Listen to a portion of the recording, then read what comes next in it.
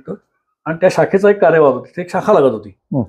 तो पळत पळत त्यांच्याकडे आला आणि तो म्हणाला, डॉक्टर, आमच्या घराच्या पलीकडे, शाखेच्या पलीकडे एका घराला आग लागली आहे, तर मी आता शाखेत जाऊ का तिकडे जाऊ? त्यांनी सांगितलं, तू शाखेत जा. आता ह्याही सांगितल्यावरती त्यावेळेला अनेक लोकांना नागपूरमधलं हे कळलं आणि त्यांनी डॉक्टरांवर टीका करायला सुरुवात केली की तुम्ही म्हणता खरं की आम्ही समाजाचं काम करतोय, पण समाजावर प्रसंग आला आणि तुम्ही त्या मुलाला सांगताय की तू शाखेत जा, हे तुमचा विरोधाभास आहे तुमच्यामधला. तर त्यांनी जे उत्तर दिलं ते संघाचं मूलभूत हे आहे की ते म्हणजे त्याला कळलं पाहिजे की मी आत्ता कुठे गेलो पाहिजे. नमस्कार, मी उदय साठे. नमस्कार, मी प्रमोद पाटील. अनोळखी मुलखा वेगळी माणसं या आमच्या मराठी पॉडकास्टमध्ये आपलं सगळ्यांचं स्वागत आहे. मित्रो, आपले आतापर्यंत 3 भाग मराठी पॉडकास्टमध्ये आपण यूट्यूबवरती लॉन्च केले आणि भरभरून प्रतिसाद तुम्ही आम्हाला दिला. तर आज अशा एका वेगळ्या माणसाची आम्ही मुलाखत मुद्दाम अरेंज केलेली आहे. प्रमोद, लहानपणापासून आहे ना, म्हणजे मी थोडा वेगळ्या ह्याच्यात राहिलेलो आहे, त्यामुळे मला RSSच्या शाखेत कधी जाता आलेलं नाही. पण जसं कळायला लागलं मला तसं माझ्या एक लक्षात आलं की आपण हे चूक केलेली आहे, आपण जायला पाहिजे होतं. आणि मग नंतर नोकरी लागली, मग नोकरीत तर जाता आलं नाही. पण आज रोजी मला असं वाटतं की आपण त्यावेळी केलं नाही, पण RSSच्या शाखेमध्ये आपण जायला पाहिजे होतं. तर मला मग त्याची एक हे लागली की त्यांचं काय हे आहे, तर मला कार्य काय आहे किंवा RSS काय आहे हे आपल्या प्रेक्षकांपर्यंत पण जावं, म्हणून मी आज मुद्दाम एक पूर्ण वेळ प्रचारक असलेले एक RSSचे कार्यकर्ते आहेत त्यांना मुद्दाम बोलवलंय. नमस्कार. नमस्कार. विश्वेश पंडित. हा, मला वाटतं तुम्हीच थोडीशी ओळख करून द्या तुमची, म्हणजे आता तुम्ही काय करताय किंवा. माझं नाव विश्वेश पंडित. मी लहानपणापासून तसा संघाचा स्वयंसेवक आहे आणि सध्या मी पुण्याच्या आबासाहेब गरवारे महाविद्यालयाच्या ऑफिसमध्ये नोकरी करतो आणि संघाचं काम इथल्या हा जो सिंहगड भाग आहे या भागामध्ये संघाचं काम करतो मी. बाल गोकुलम नावाचं जे एक संघाचं काम चालतं त्याचं काम माझ्याकडे आहे. अच्छा, संघाचं तुम्ही म्हणजे कनेक्ट कधी झालात, म्हणजे लहानपणापासून झालात? संघाची लहानपणापासून मी शाखेत जातो. तर शाखेत कसं गेलो किंवा जायचं कारण काय, तर मी शनिवार पेठेमध्ये राहायचो आणि आमच्या घरी काही संघाची कुठल्याही प्रकारची बॅकग्राऊंड नव्हती. माझे आईचे वडील हे काँग्रेसचे निष्ठावान कार्यकर्ते होते. त्यांनी धोतर, खादीचा ड्रेस, गांधी टोपी याशिवाय त्यांनी वेश घातला नाही. पण माझ्या आईनेच मला संघाच्या शाखेत जायला प्रवृत्त केलं किंवा पाठवलं. ते का, तर आमच्या शनिवार पेठेमध्ये रोज सकाळी प्रभात शाखा लागायच्या, ज्या प्रौढ लोकांच्या असतात, जे वयाने साधारणपणे 40च्या पुढचे असतात, त्यांच्या शाखा लागायच्या आणि ते शाखेत ती सगळी लोक जायची. आणि त्या सगळ्या लोकांची माहिती आईला होती आणि ही सगळी लोक ही आपापल्या व्यवसायामध्ये, नोकरीमध्ये अतिशय व्यवस्थित आहेत. त्यांची चरितार्थ हा नीट चाललेला आहे, कुठेही गडबड नाहीये, असं आईने बघितलेलं होतं. त्यामुळे चांगल्या लोकांमध्ये आपलाही मुलगा जावा, असं ज्या मुलाला चांगले संस्कार व्हावे असा बेसिक उद्देशाने आईने हे काय चालतं हे माहिती घेऊन या मुलांकडे अशा चांगल्या लोकांना तयार करणारी एक लहान मुलांची शाखा असते असं लक्षात घेऊन आमच्याजवळ ओंकारेश्वर मंदिरात आमची शाखा लागायची, तिथं मला पाठवायला सुरुवात केली. असा माझा संघातला प्रवेश झाला. दररोजच्या शाखेमध्ये लोक जे गोळा होतात ते काय करतात तो एक्झॅक्टली? नाही, शाखेमध्ये विविध प्रकारचे आमचे एक तासाची शाखा असते आणि त्या शाखेमध्ये रुटीन असतं. शारीरिक आपलं शरीर प्रकृती नीट राहावी याकरता शारीरिक कार्यक्रम असतात आणि आपले विचार चांगले व्हावेत याकरता काही बौद्धिक कार्यक्रम असतात. असे शारीरिक साधारणपणे एक 20-25 मिनिटाचं, 15-20 मिनिटाचे बौद्धिक कार्यक्रम आणि शेवटी संघाची प्रार्थना होऊन शाखा संपते. अशी 1 तासाची शाखा साधारणपणे असते. हा, संध्याकाळी शाखा असते. ती साधारणपणे त्या वयोगटाला योग्य वेळ जी आहे अशा नुसार त्या शाखा असतात. मगाशी म्हणतात प्रभात शाखा म्हणजे लहान मुलांसाठी साधारणपणे शाळेची वेळ लक्षात घेतली किंवा कॉलेजची वेळ लक्षात घेतली तर ती सकाळची असते आणि त्यामुळे संध्याकाळी मुलं रिकामी असतात, म्हणून मग त्यांना ती संध्याकाळी शाखा भरते. आणि जे व्यावसायिक आहेत, नोकरी करतात, त्यांची गडबड असते, त्यांना संध्याकाळी यायला उशीर होतो. अशांकरता सकाळी शाखा असते, त्याला पूर्वी प्रभात शाखा असं म्हटलं जायचं आणि सायम शाखा असं म्हटलं जायचं. आता विद्यार्थी शाखा आणि प्रौढ शाखा. राष्ट्रीय स्वयंसेवक संघ असं म्हटल्यानंतर त्याचं कार्य म्हणू आपण, किंवा त्याची म्हणजे बेसिक लाईन काय व्हावं, त्यांनी काय करायचं ठरवलेलं आहे? बेसिक लाईन ही त्याच्या नावातच आहे की, म्हणजे आता त्याचा अर्थ असा आहे की पूर्वी असं म्हटलं जायचं, म्हणजे जेव्हा संघाची स्थापना झाली ती नागपूरमध्ये डॉक्टर हेडगेवार नावाचे एक डॉक्टर होते व्यवसायाने, म्हणजे व्यवसाय त्यांनी केला नाही, शिक्षणाने डॉक्टर होते ते काँग्रेसचे तसे कार्यकर्ते होते. त्यावेळेच्या सगळ्या सामाजिक परिस्थितीनुसार काँग्रेस हा मुख्य प्रवाह होता आणि इंग्रजांच्या विरुद्ध काम करणार. तर 1925 साली म्हणजे बरोबर आता 100 वर्ष संघाला आता होतील, तर तेव्हा त्यांनी सगळी काँग्रेसमध्ये काम करून विविध प्रकारच्या अन्य सामाजिक त्यावेळेच्या संस्थांमध्ये पक्षांमध्ये काम करून त्यांच्या लक्षात असं आलं की इथं बेसिक जी गोष्ट आहे ती आपल्या समाजातच अडचण आहे. मुठभर इंग्रज आपल्यावर राज्य करतात, याला दोषी इंग्रज नाही आहेत, इंग्रजांचा पराक्रम आहेच, पण आपला समाज हा दोषी आहे आणि त्यामुळे त्याच्यात राष्ट्रभावना जागृत केली पाहिजे असं लहानपणापासून त्यांना वाटायचं. त्याचा परिणाम त्यांच्या कॉलेज जीवनामध्ये आणखीन झाला, बाकीच्या सामाजिक सगळ्या विचार करता करता, आणि मग त्यांनी राष्ट्रीय स्वयंसेवक संघाची स्थापना केली. ती स्थापना करताना त्यांनी मैदानावरती आधी लोकांना एकत्र आणलं, काही तरुणांना त्यांचे खेळ घ्यायला सुरुवात केली आणि मग त्यांना सांगायला सुरुवात केली की देश म्हणजे काय, राष्ट्र म्हणजे काय आणि त्याच्याकरता आपण काय केलं पाहिजे. म्हणजे स्वातंत्र्यपूर्व काळात हो भरपूर झाला की, कारण इंग्रजांच्या विरुद्धच हे काम चालायचं. हे काही कुठल्या पक्षाविरुद्ध किंवा असं नव्हतं. त्यावेळेच्या संघाच्या ह्याच्यामध्ये आपल्या देशाला स्वतंत्र करण्याकरता राष्ट्रीय स्वयंसेवक संघाचं काम आहे असा स्पष्ट उल्लेख असायचा. आणि त्यामुळे देशाच्या स्वातंत्र्याकरता ज्या काही चळवळी सुरू झाल्या त्यातलं एक काम म्हणजे राष्ट्रीय स्वयंसेवक संघ आहे.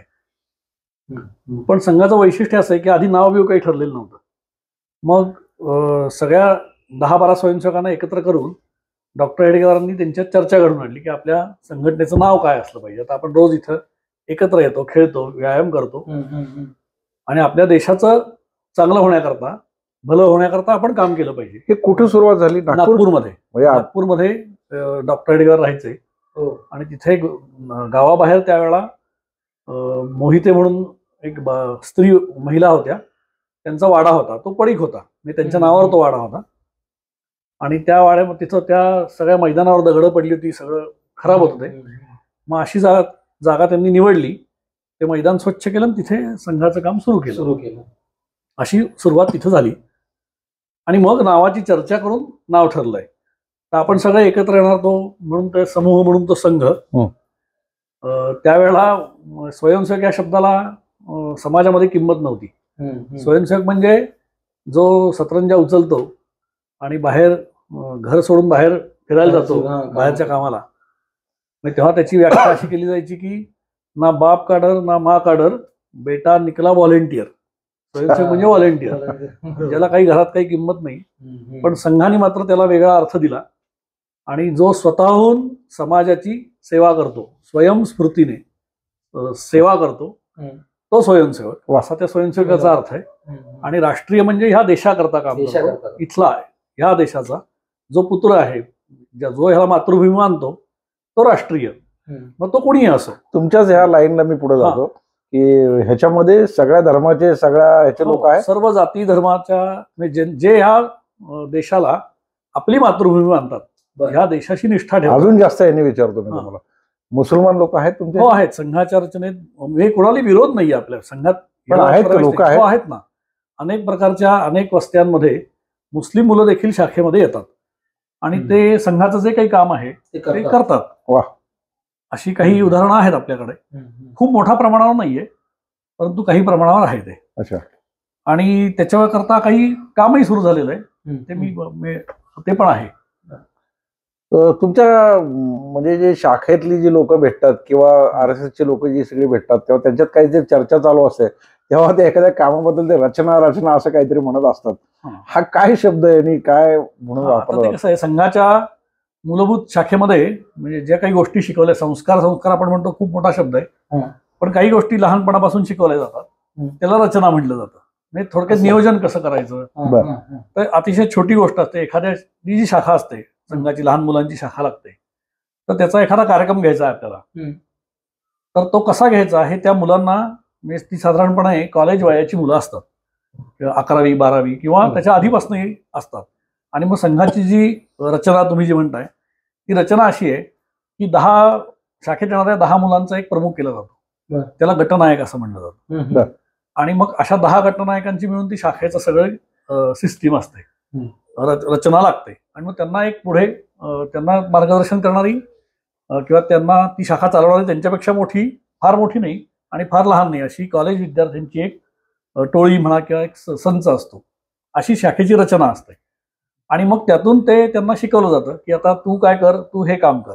त्या कार्यक्रमाची जी काही वेगवेगळी कामं असतात त्या एखादा कार्यक्रम यशस्वी करण्याकरता, तर ती सगळी वाटून दिली जातात. आणि आपलं काम आपण अतिशय परफेक्ट करायचं, नियोजन करायचं म्हणजे थोडक्यात हे त्याच्याकडनं करवून घेतलं जातं. ते कसं करायचं त्याला मदत केली जाते. आणि मग ह्यातून तो कार्यक्रम अतिशय उत्तम होईल याच्याकडे लक्ष दिलं जातं. त्यामुळे नेतृत्व गुण डेव्हलप होतो, त्या मुलांना नेटकेपणाची सवय लागते, शिस्त आणि शिस्तही लागते. शिस्त आर्थिक शिस्त लागत असेल, आर्थिकही लागते, कमीत कमी खर्चामध्ये किंवा खर्च न करता कार्यक्रम करता येईल असा देखील प्रयत्न हा केला जातो. पैशाचा विषय काढलात, एवढ्या मोठ्या प्रमाणावर कार्य चालतंय, संघाला पैसा कुठून मिळून? आता संघ ही एक अजब संघटना आहे. म्हणजे जगाच्या पाठीवर अशी संघटना नाही असं माझं मत आहे. कदाचित एखादी असू शकेल, माहित नाही मला. पण संघ हा कुठल्याही कृत्रिम व्यवस्थेवरती नाहीये, अवलंबून नाहीये. संघ ही एक कुटुंबासारखी चालणारी रचना आहे, स्वयंचलित आहे. आणि त्यामुळे संघाचं कुठेही रजिस्ट्रेशन नाहीये. राष्ट्रीय स्वयंसेवक संघाचं रजिस्ट्रेशन कुठेही नाहीये. त्यानंतर संघाचं कागदोपत्री कुठलंही कामकाज चालत नाही. 1948 साली संघावरती बंदी आल्यानंतर तिथल्या त्यावेळेच्या सरकारने आक्षेप घेतला, म्हणून संघात कशा पद्धतीने काम चालावं अशी एक घटना त्यांनी लिहून मागितली. आणि म्हणून तशी एक पानी घटना एका पानात बसेल एवढीच घटना संघाची ही दिलेली आहे. परंतु संघाची बाकीचं सगळं काम चालतं ते परस्पर विश्वासावरती चालतं, स्वयंसेवकांच्या निस्वार्थी भावनेवरती विश्वास ठेवून चालतं. आणि त्यामुळे संघाच्या नावावर कुठलीही मालमत्ता नाही किंवा संघाची मोतीबाग वगैरे म्हणतात ते जे सगळे आहेत ते विविध प्रकारचे ट्रस्ट आहेत, ते सुद्धा एक नाहीये. ते तिथल्या स्थानिक जी माणसं असतात, म्हणजे नागपूरला जे संघाचे केंद्रीय कार्यालय आहे त्याचा ट्रस्ट आणि मोतीबागेतला ट्रस्ट जो आहे पुण्यातल्या संघ कार्यालयाचा, हे 2 स्वतंत्र ट्रस्ट आहेत. ते इथल्या स्थानिक मंडळी जे स्वयंसेवक असतात ते त्या ट्रस्टचा कारभार बघतात. परंतु संघ म्हणून संघच रजिस्टर नाही, त्यामुळे त्यांना मालमत्ताही घेता येत नाही किंवा काही नाही. मग संघाचा हा सगळा डोलारा जो आहे तो उभा कसा काय, चालतो कसा काय, आर्थिक विशेषतः. तर वर्षभरामध्ये भगवा ध्वज हा संघात गुरु आहे, व्यक्ती हा गुरु नाहीये. कारण व्यक्ती गेला की त्याच्यानुसार ते गुण जातात त्याचे, आणि नवीन माणसात दुसरा येतो. त्यामुळे ते कदाचित त्या व्यक्तीमध्ये काही मायनस पॉईंटही असू शकतात, काही दोषही असू शकतात. असा विचार करून संघात व्यक्ती गुरु नाहीये. डॉक्टर एडगरांनी स्थापना केली पण ते संघाचे गुरु नाहीयेत. तर भगवा ध्वज जो आपल्या संस्कृतीचं प्रतीक आहे तो गुरु आहे. आणि म्हणून मग त्या गुरुपुढे आपण आपली गुरुदक्षिणा समर्पण करायची वर्षातनं एकदा. किती असावी? नाही, ती आपापल्या कुवतीनुसार, इच्छेनुसार असते. काही जण भरपूर गुरुदक्षिणा देऊ शकतात. एक उदाहरण सांगतो मी, म्हणजे काय संघाचं वैशिष्ट्य जे आहे, प्रसंग सांगतो की हे सांगताना तो आमच्या कॉलेजमध्ये एक चतुर्थ श्रेणी कर्मचारी आहे, म्हणजे शिपाई आहे. आणि तो संघाचा त्या तिथल्या विशिष्ट एरियातला आपल्या पुण्यातल्या नगर कार्यवाह होता. आणि गुरुदक्षिणेचा कार्यक्रम होता. तर गुरुदक्षिणेच्या कार्यक्रमाला वक्ता असतो आणि जो कोणी संघाचा असा पदाधिकारी असतो तो, असे 2 जण खुर्चीवरती बसलेले असतात आणि बाकी स्वयंसेवक सगळे खाली बसलेले असतात. आणि वक्ता येतो, त्याचं मार्गदर्शन होतं, गुरुदक्षिणा समर्पण होतं. नंतर त्या शाखेतले जे काही 4-5 प्रमुख कार्यकर्ते असतात ते ती गुरुदक्षिणा एकत्र करतात, किती आहे ते मोजतात, पाकिटांमध्ये पैसे असतात ते बाहेर काढतात. असा तो साधारणपणे त्याचा हिशोब पुढे जातो, म्हणजे भागस्तरावर, महानगर प्रांत असा तो जातो. तर त्यावेळेला त्यांनी त्याचं लक्ष होतं, ते गुरु समर्पण चालू होतं, एक जण येत होता, ध्वजापुढे पैसे वाहत होता. ते कसं जाड पाकिट एकाने त्याच्यामध्ये वाहिलं होतं. त्यावेळेला चेकची सिस्टीम नव्हती, चेक घेत नव्हती त्यावेळेला. आता चेक पण चालतो. पण त्यावेळेला नव्हते. त्यामुळे ते कोणाचं आहे हे पण त्यावेळेला कळायचं नाही. एक 7-8 वर्षापूर्वीपर्यंत कोण किती समर्पण करतं हे पण कळायचं नाही. नाव नाही टाकायचं, नाव नसायचंच त्याच्यावरती. तर नंतर जेव्हा ती गुरुदक्षिणा सगळा कार्यक्रम संपल्यावर पैसे मोजण्याचं काम चालू होतं त्यावेळेला ह्याचंही लक्षात येऊन त्या पाकिटात 1,00,000 रुपये त्यावेळेला एका स्वयंसेवकाने समर्पण केले होते. आता हे सांगत असताना मला जेव्हा तो सांगत होता तेव्हा त्याच्या डोळ्यातनं अक्षरशः पाणी आलं. तो म्हणला हाच प्रसंग संघ सोडून बाहेर जर घडला असता तर काय घडलं असतं. मी एक शिपाई आहे, माझं समर्पण काही 1,000 रुपये सुद्धा नाहीये. त्यांनी 700-800 रुपये समर्पण केलं होतं कारण त्याची कुवत तेवढी होती. तर मी खुर्चीवर बसलो होतो. जो समर्पण कमी करतोय तो खुर्चीवर बसलाय आणि ज्यांनी 1,00,000 रुपये दिलेत तो मात्र खाली बसलाय. समाजात उलटं घडेल म्हणला 100%. जो 1,00,000 रुपये देतोय त्याचा सन्मान होईल, त्याला हार तुरे देतील, त्याचं डिक्लेरेशन होईल, नाव लागेल. तसं काही संघात नाहीये. त्यामुळे संघात पैशाला फार महत्व नाहीये, तर माणसाला महत्व आहे. आणि अशा पद्धतीने समर्पण करणारी लोक आहेत अशी ही संघाची रचना आहे. आणि त्यामुळे संघ हा असा एवढा प्रमाणावरती वाढलाय. आणि त्यामुळे हे या समर्पणातनं संघाचं सगळं काम चालतं अशी साधारणपणे रचना आहे. म्हणजे हे वेगळं वैशिष्ट्य संघाचं आहे. जसं रजिस्ट्रेशन नाहीये तसं संघामध्ये अशा पद्धतीने जसं तुम्ही विचारलं तर कुणी समाजातला कुठलाही घटक हा राष्ट्रीय स्वयंसेवक संघात येऊ शकतो. तो कुठल्याही जातीचा येऊ शकतो, कुठल्याही धर्माचा येऊ शकतो, कुठल्याही समाजातला वर्गातला येऊ शकतो. म्हणजे तो श्रीमंत असेल, गरीब असेल, त्याचा काही तो संघामध्ये येत नाही किंवा येऊ शकत नाही अशी काही स्थिती नाही. महाराष्ट्रामध्ये RSSची सुरुवात झाली. हो, नागपूरमध्ये झाली. नंतर मग बाकी सगळ्या आपल्या राज्यांमध्ये पण झाली. बाहेरच्या देशात पण आहे. हा, संघाचं काम आता भारतातल्या प्रत्येक जिल्ह्यामध्ये आहे आणि साधारणपणे 80% तालुक्यांपर्यंत ते पोहोचलेलं आहे. दैनंदिन काम अगदी भारतात सुद्धा सगळ्या देशात काही गेलेलं नाहीये, सगळ्या जिल्ह्यात तालुक्यांमध्ये पोहोचलेलं नाहीये. परंतु याचबरोबरीने परदेशात देखील संघाचं काम आहे. कारण आपल्या देशातली अनेक लोक ही शिकून किंवा नोकरी व्यवसाय करता परदेशामध्ये गेली. तर तसे संघाचे एक स्वयंसेवक त्यावेळेला जहाजाने जायला लागायचं. विमानसेवेत ते जहाजाने गेले होते. ते जहाजातनं ते चालले होते आणि ते रोज शाखेत जाणारे होते. आणि संध्याकाळ झाल्यावरती शाखेत जाऊन प्रार्थना म्हणायची असते. मग आता आज माझी प्रार्थना कशी होणार असा त्यांना प्रश्न पडला. ठीक आहे, आता कोणी नाही तर आपण तिथे गेल्यावर बघू, पण आज तर व्हायला पाहिजे. म्हणजे ही जी शिस्त आहे की संघाच्या रचनेमध्ये की रोज एखादी गोष्ट आपण नित्य नेमाने केली पाहिजे, हा एक संस्कार आहे. आणि तो त्याच वेळेला केला पाहिजे, त्याच पद्धतीने केला पाहिजे. या शिस्तीच्या अनुसरून ते तिथे डेकवरती गेले, वरच्या मजल्यावरती. आणि वेळ झाली ती म्हणून त्यांनी समोर ध्वज आहे अशी कल्पना केली आणि संघाच्या प्रणाम स्थितीमध्ये ते उभे राहिले आणि त्यांनी प्रार्थना म्हणायला सुरुवात केली. नमस्ते सदा वत्सले मातृभूमी, ही जी संघाची प्रार्थना आहे मातृभूमीला वंदन करणारी, ती त्यांनी म्हणायला सुरुवात केली. थोड्या वेळाने त्यांच्या लक्षात असं आलं की आपल्याला अजून मागून पण एक आवाज येतोय. आणि आता संघाची शिस्त अशी आहे की ते त्या स्थितीमध्ये ते हलत नाही कोणी आम्ही. त्यामुळे त्यांनी मागे वळून नाही बघितलं की कोण म्हणतंय. मग प्रार्थना पूर्ण झाली. ध्वजप्रणाम त्यांनी ध्वज आहे असं कल्पना केली आणि प्रार्थना पूर्ण केली. आणि मग ते जागा सोडल्यावरती त्यांनी मागं बघितलं तर अजून एक जण त्याच जहाजावरचा येऊन प्रार्थना म्हणत होता. आणि ते दोघंही केनियाला निघालेले होते ते जहाज. अशा रीतीने भारताबाहेरची पहिली संघाची शाखा ही त्या जहाजावरती लागली. आणि मग तिथून संघाचं काम हे त्या देशात सुरू झालं. हळूहळू त्याला देखील कामातील अनेक देशांमध्ये असे स्वयंसेवक गेले. आणि आज जगभरातल्या साधारणपणे 40 एक देशांमध्ये, गावात आणखी नाही तर 40 देशांमध्ये संघाचं काम चालतं. अशाच पद्धतीने चालतं. त्याला संघाच्या रचनेत विश्व विभाग असं म्हटलं जातं. पूर्ण वेळ प्रचारक म्हणजे अगदी मला ते म्हणजे कसे कसे टप्पे असतात. म्हणजे पहिल्यांदा तो शिक्षक होतो का किंवा अजून काय होतो असं काय सांगाल? नाही, आता कसं आहे याच्यामध्ये जो शाखेमध्ये जो तरुण असतो म्हणजे बालपणी शाखेत जातो त्यावेळेला जसं घटना केलं जातं तर तो 10 मुलांचं काम तो बघत असतो. तो कॉलेजला गेल्यावरती त्याची क्षमताही वाढते आणि म्हणून मग त्याला एखाद्या शाखेचं काम दिलं जातं. त्याला शिक्षक म्हणायची पद्धत आहे महाराष्ट्रामध्ये. शिक्षक म्हणतात. काही थोडं आपण वरती गेलो नागपूर भागात त्याला मास्तर म्हणायची पद्धत आहे. थोडक्यात जो शाखा शिकवतो त्याला जो शिकवतो त्याला जे म्हणलं जातं तर ते म्हणायची पद्धत आहे. त्याला प्रशिक्षण दिलं जातं. हा, तर त्याला प्रशिक्षणाची व्यवस्था संघामध्ये केलेली आहे की त्यांनी नीट शिकवावं, त्याला स्वतःला ते नीट यावं, त्याची गुणवत्ता वाढावी याकरता काही 8 दिवसाचे 4 दिवसाचे असे वर्ग रिफ्रेशर कोर्स संघाचे सुरू असतात. असे करत करत पूर्वी अशी रचना नव्हती, मग ती सुरुवात करावी लागली. सुरुवातीला नागपूरमध्येच असा एक वर्ग व्हायचा. त्यानंतरचा वर्ग हा पुण्यात सुरू झाला, दुसरा वर्ग. म्हणजे नागपूरमध्ये जसा वर्ग चालतो तसाच तो पुण्यामध्येही सुरू झाला. आणि मग त्यातून हळूहळू सगळ्या देशभर असे वर्ग चालतात. त्याचा एक पहिला वर्ग असतो तो प्रांत स्तरावरती आपापल्या प्रांतात होतो.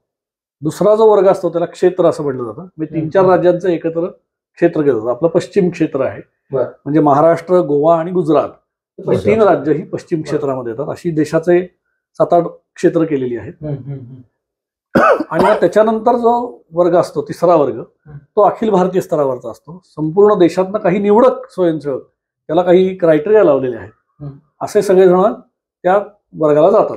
तो नागपूरला असतो आणि तो 25 दिवसाचा असतो, 3 आठवड्याचा. पूर्ण वेळ तिथं राहायचं असतं. त्यावेळेला आपला मोबाईल आपल्याकडे नसतो आणि पूर्ण एक साधना म्हणून तो वर्ग करावा अशी अपेक्षा असते. पण मग शिक्षक आणि प्रचारक हे वेगळी रचना आहे. असा हा नॉर्मल वर्ग आहे. समाजातला सर्व संसारी माणूस आहे, जो व्यवसाय करतो, नोकरी करतो, शिक्षण करतो, या सगळ्यांनी संघाचं काम करावं अशी अपेक्षा आहे. सुरुवातीला काय झालं की डॉक्टर हेडगेवारांनी स्वतःच एकटे ते काम करायचे. आणि मग त्यांच्याकडे त्यांनी जी 10-12 मुलं गोळा केली होती ती कॉलेज विद्यार्थी होती. मग त्यांच्या घरी यांचा चांगला संपर्क होता. आणि विशेष म्हणजे असं झालं की ती सगळी अतिशय प्रज्ञावंत, अतिशय बुद्धिमान अशी सगळी ती मुलं होती. ती काही सामान्य, नंतर हे सगळं लक्षात आलं. मग त्यांनी काय केलं की त्यातल्या काही मुलांना त्यांनी तू पुढचं शिक्षण केलं, म्हणजे बॅचलर डिग्री झाली, आता तुला मास्टर्स करायचं ना तर तू पुण्याला जाऊन कर, तू लखनौला जाऊन कर, तू कराचीला जाऊन कर. मग तिथं कुठं जायचं, मग तिथं यांनी ओळखी काढल्या आणि त्या ठिकाणी त्यांना पाठवलं. हे कशाकरता पाठवलं तर तिथे संघाचं काम तू सुरू कर, शिक्षण तर घे, शिक्षणाबरोबर संघाचं काम सुरू कर. मग काही जणांनी तसं काम पूर्ण केलं आणि करता करता लक्षात असलं की हेच काम आपण आपल्या आजीवन करावं असं त्यातल्या काही जणांना वाटलं आणि त्यांनी तेच काम स्वीकारलं. ज्यांनी नोकरी व्यवसाय केलाच नाही, संपूर्ण समाजाला वाहून घेतलं, मग त्यांना प्रचारक अशी म्हणायची पद्धत हळूहळू संघामध्ये रूढ झाली. मग कालांतराने असं भरपूर प्रचारक शिक्षण पूर्ण झाल्यावर जायला लागले. पण काही जणांचं असं होतं की ते 1 वर्ष 2 वर्ष केल्यावरती घरी त्यांच्या काही जबाबदाऱ्या असतील किंवा त्यांना शक्य नसेल करणं, तर ते पुन्हा घरी परत येत असत आणि मग ते पुन्हा रुटीन त्यांचं आयुष्य सुरू करत असत. नोकरी करणं आहे, व्यवसाय करणं आहे, घर संसार लग्न करणं, म्हणजे जो नॉर्मल माणूस करतो ते करतो. तेव्हा त्याला कार्यकर्ता असं म्हटलं जातं. प्रचारकही संघाचा कार्यकर्ताच असतो, पण तो हे सगळं न करता संघ सांगेल तिथं जाऊन संघाचं काम वाढवायला सुरू करतो. अशी रचना आता संघाच्या कामात आहे. अशी आहे की कार्यकर्ता, प्रचारक आणि प्रशिक्षक. नाही असं नाहीये. कार्यकर्ता आणि प्रचारक वेगळं नाहीये आणि प्रशिक्षकही वेगळं नाही. हे दोघंही प्रशिक्षण देऊ शकतात. म्हणजे आता पुण्यामध्ये देखील असे अनेक जण आहेत की जे त्यांच्या जीवनातली 25-25 वर्ष बँकेत नोकरी करतात. नोकरी करत असताना मे महिन्यामध्ये ते 20 दिवस सुट्टी काढतात त्यांची, आणि ती सुट्टी काढून ते वर्गामध्ये शिकवायला जातात, प्रशिक्षण द्यायला जातात. असे करणारे पुण्यामध्ये अनेक जण आहेत. पुण्यामध्ये, महाराष्ट्रामध्ये किंवा सगळ्या देशभर आहेत की जे स्वतःचा नोकरी सांभाळून हे काम करतात. जो प्रचारक असतो तो पूर्ण वेळच काम करतो, त्यामुळे तो त्या वर्गामध्ये असतोच.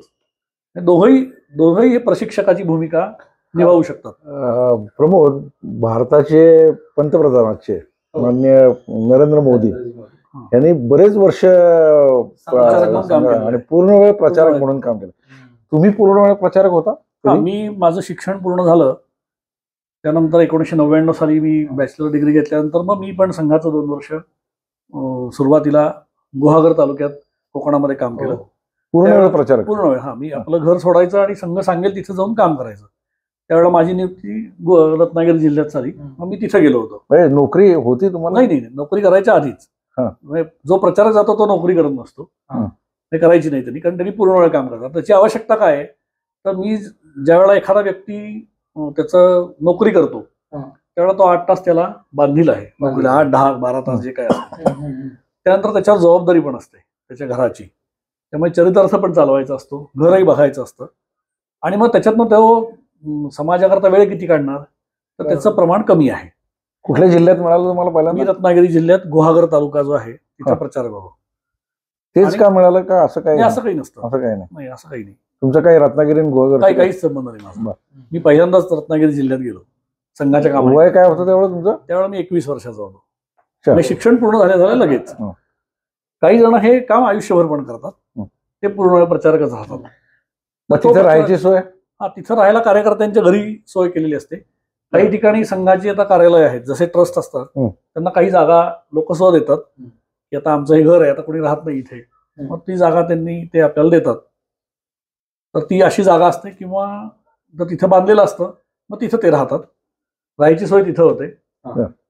कार्यकर्ते जेवायला बोलवतात किंवा यांनी सांगायचं मी जेवायला येतोय म्हणून. अरे बापरे. हा, अशी पद्धत आहे.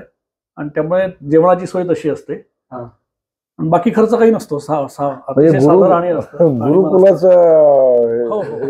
अगदी अगदी.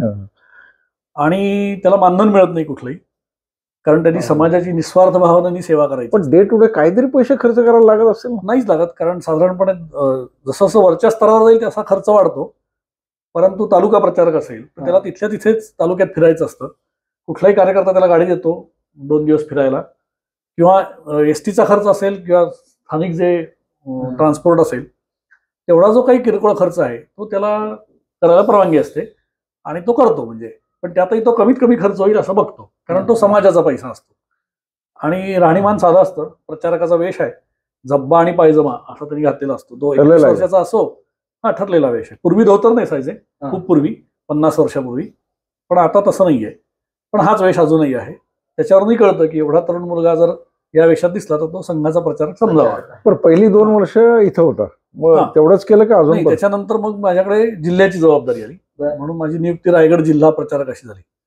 ती संघाची अशी रचना आहे, मी तालुका प्रचारक असतो, मग त्याच्यापेक्षा आता माझ्याकडे 9 तालुके आले जिल्हा प्रचारक म्हणून. मग त्या 9 तालुक्यात मला प्रवास करावा लागायचा. तिथलं सगळं संघाच्या कामाला. रायगड जिल्हा फिरला तुम्ही? रायगड जिल्हा अख्खा अर्धा, म्हणजे संघाच्या रचनेत अर्धा रायगड आहे, अर्धा कुलाबा आहे. शासकीय रायगड जिल्ह्याचे 2 भाग केले, कारण खूप अंतर असतं. मग त्याच्यात वारंवारिता जी असते ती राहत नाही, ती व्हायला पाहिजे, तर ते काम पुढे जाईल. त्याला विभाग म्हणतात. तो एक विभागाला माणूस असतो. अशा 5-6 विभागांचा प्रांत आहे, जसं महाराष्ट्र प्रांत आहे. आता पश्चिम महाराष्ट्र, कोकण आणि देवगिरी असे आपल्या महाराष्ट्राचे 3 भाग केलेले आहेत संघाच्या कामामध्ये. 3 प्रांत, अशी ती रचना असते. पण हे सगळं करत असताना त्याचं इव्हॅल्युएशन होतं का? म्हणजे कसं किंवा प्रचारक आहे आणि यानं चांगलं काम करतोय, किती शाखा निर्माण केल्या किंवा किती लोक संघ, किंवा ह्याचं काम चांगलं पण नाहीये, डिस्कार्ड केलं जातं का? नाही, डिस्कार्ड तर काही कोणाला संघात कुठंच केलं जात नाही. त्याचं काम बदललं जातं. म्हणजे एखाद्याला एखादं काम जमत नसेल तर त्याला, जशी आता समजा मोतीबाग कार्यालय आहे, तर कार्यालयीन व्यवस्थापन त्याला नीट जमेल. त्याला रोजचं समाजात लोकांकडे जाणं, त्यांना गोळा करणं हे कदाचित जमत. माणसाचा पिंड कसा असेल, मग त्याला हे काम जमत असेल तर त्याला ते काम दिलं जातं. संघाचे अनेक प्रकल्प चालतात, वनवासी क्षेत्रात चालतात किंवा आपल्या शहरी भागातही चालतात.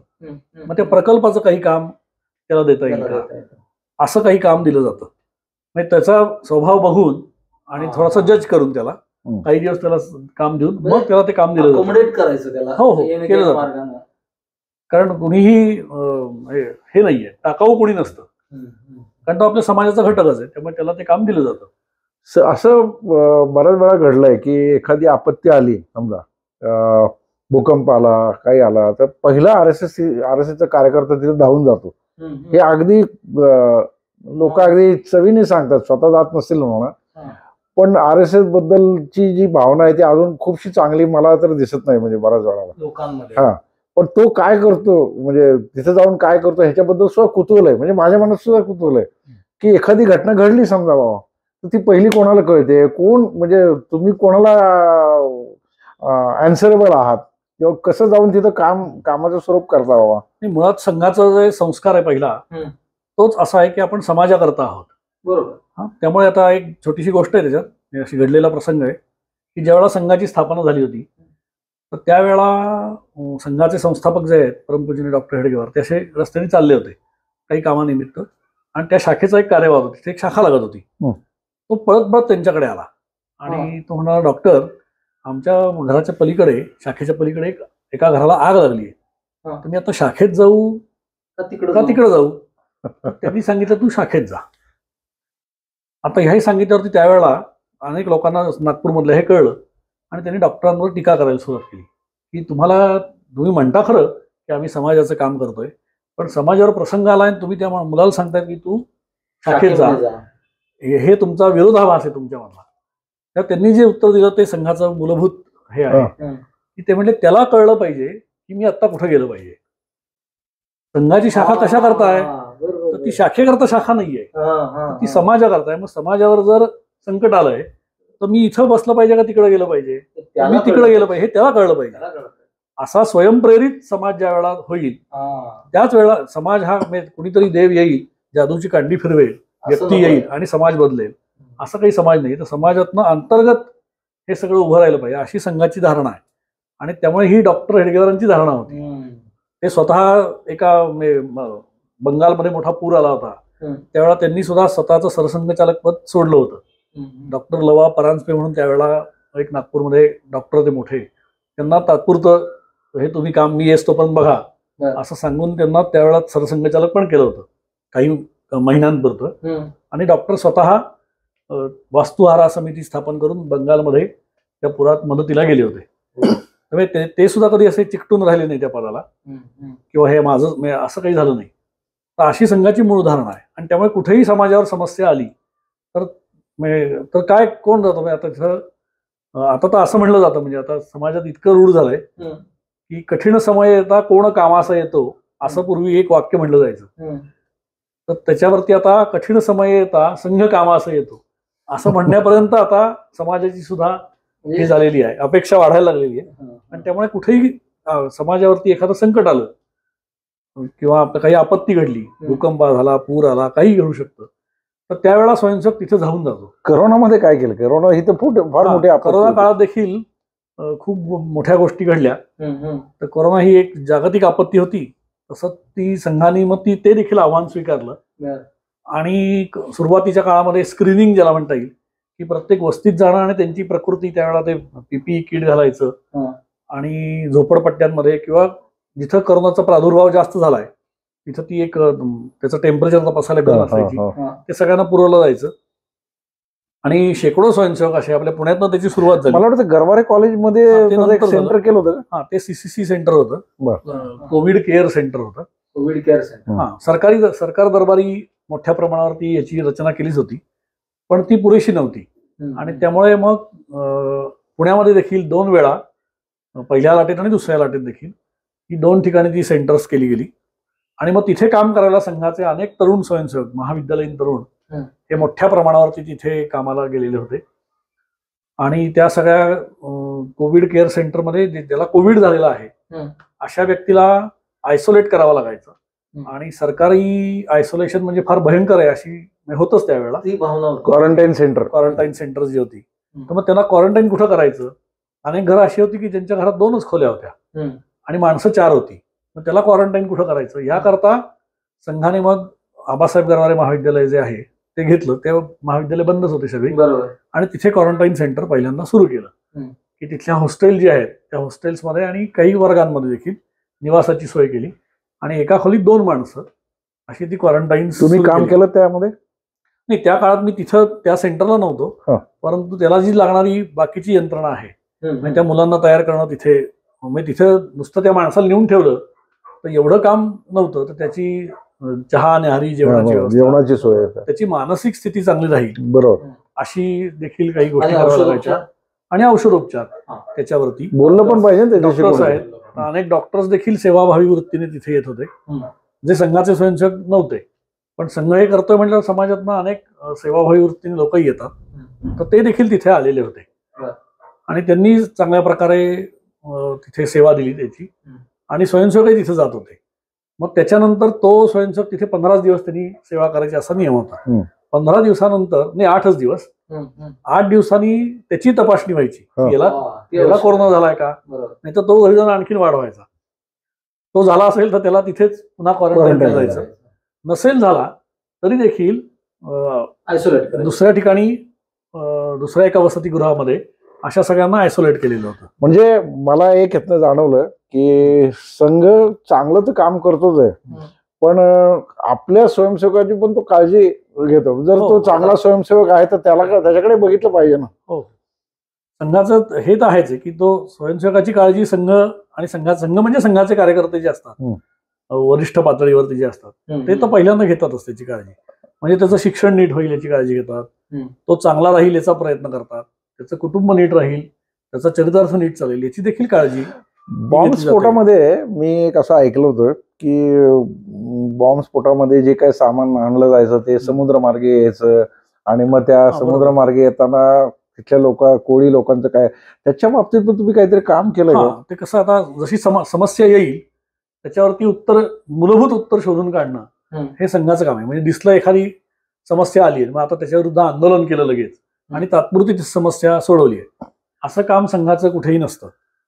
आता हे जे तुम्ही बॉम्बस्फोटाचं म्हणताय तर रायगड जिल्ह्यामध्ये श्रीवर्धन तालुक्यामध्ये शेखाडी नावाचं गाव आहे. त्या गावी ती सगळी RDXची स्फोटकं परदेशातनं आली आणि ती उतरली. आता उतरली म्हणजे काही आपोआप उतरली नाही, तर ती तिथल्याच स्थानिक जे कोळी बांधव असतात ते तिथे राहत होते आणि जहाज आलं तर जहाजातनं जसा जनरल बाकीचा माल उतरवला जातो तसाच त्यांच्याकडनं तो उतरवला गेला. आणि नंतर मग त्यांना मग उघडकीस आलं की हा RDX इथं उतरलंय, जसं बॉम्बस्फोट झालाय चौकशी झाली. मग ह्या लोकांना हे कळलं नाही का की हे बॉम्बस्फोटाचा माल आहे, कोण आले आहे, कोणाकडचा माल आपण उतरवतोय, तो कुठल्या ट्रकमध्ये चढला जातोय, याची काही त्यांनी दखल घेतली नाही का, काही त्यांना कळलं नाही का? मग लक्षात असं आलं की जो कोळी बांधव असतो तो प्रामुख्याने मासेमारीचं काम करतो, त्यामुळे साधारण 7वी पर्यंत तो शिक्षण घेतो. नंतर त्याचा चरितार्थ काय तर मासे पकडणं. त्यामुळे तो वडिलांबरोबर काकाबरोबर बोटीवर जायला सुरुवात करतो आणि एकदा बोटीवर गेला की तो 8, 10, 15 दिवस समुद्रात असतो. मग शाळेचा काही संबंध राहत नाही. त्यामुळे जगाचं नॉलेज त्याला किती असतं त्या काळात तरी तर फार कमी होतं. त्यावेळेला इंटरनेट नव्हतं, मोबाईल नव्हते. त्यामुळे आजही समुद्रात कितपत इंटरनेट वापरलं मलाही माहित नाही, अवघडच आहे, पण अवघडच आहे म्हणजे असावं असा अंदाज आहे मला. त्यामुळे तो बोटीवर जायचा. आल्यावरती त्याला जगाशी काहीच माहित नसायचं.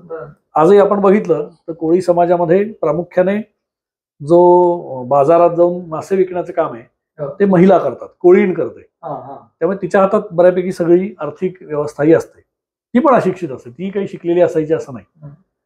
आणि मग ती जशी एखादी आई घरातली 15-20 दिवसांनी मुलगा आलाय तर ती त्याचे लाडच करणार, कारण तो परत 15-20 दिवस जाणार आहे बाहेर.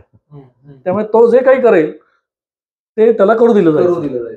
मग त्यातून कोळी समाज हा व्यसनाधीन झाला, कारण पैसा त्याच्याकडे भरपूर असायचा आणि तो व्यसनाधीन, सोनं भरपूर असायचं, बाकी सगळंच. म्हणजे ते सोनं भरपूर घेतात किंवा घरं मोठमोठी बांधतात. ऐन वेळा त्यांच्याकडे पैसे असतात का तर नसतात. आणि शिक्षण तर लांबच राहिलं, सुशिक्षितपणा त्यामुळे जो काही यायला पाहिजे तोही नसायचा. यातून मग हा सगळा विचार करून त्यामुळे पैसा मिळतोय ना, मग काय जे आहे ते उतरवा, अशातून ते RDX उतरवलं गेलं. हे सगळं संघाच्या स्वयंसेवकांनी शोधून काढलं.